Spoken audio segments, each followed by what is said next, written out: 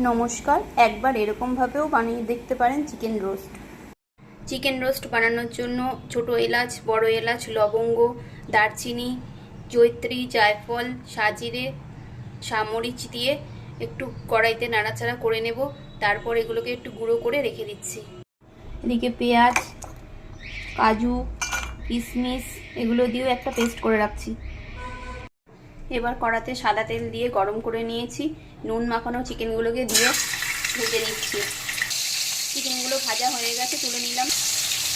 ওই তেলে কিছুটা পেঁয়াজ কুচি দিয়েও ভেজে নিচ্ছি। এর মধ্যে দিয়ে দিলাম 1 চামচ ঘি।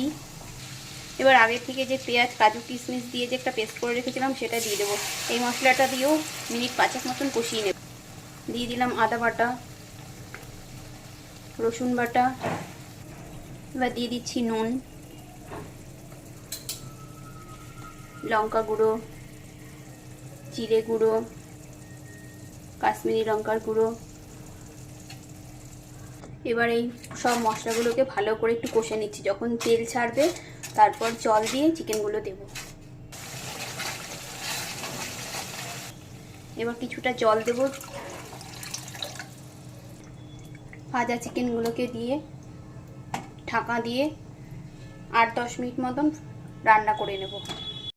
এবার ঢাকা খুলে আগে থেকে ভেজে রাখা মশলাটা দিয়ে আরেকটু রান্না করে নেব। চিকেনের লেগগুলোকে কিন্তু আগে থেকে একটুখানি কেচে রেখেছিলাম, তাই জন্য সুন্দর ভালোভাবে ঝোল ঢুকে গেছে, সেদ্ধ হয়ে গেছে। এইভাবে খুব সহজেই আপনারাও বাড়িতে বানিয়ে নিতে পারেন চিকেন রোস্ট। আমার রেসিপিটি দেখে যদি আপনাদের ভালো লাগে তাহলে একটি লাইক ও কমেন্ট করে বন্ধু হয়ে পাশে থাকার অনুরোধ রইল।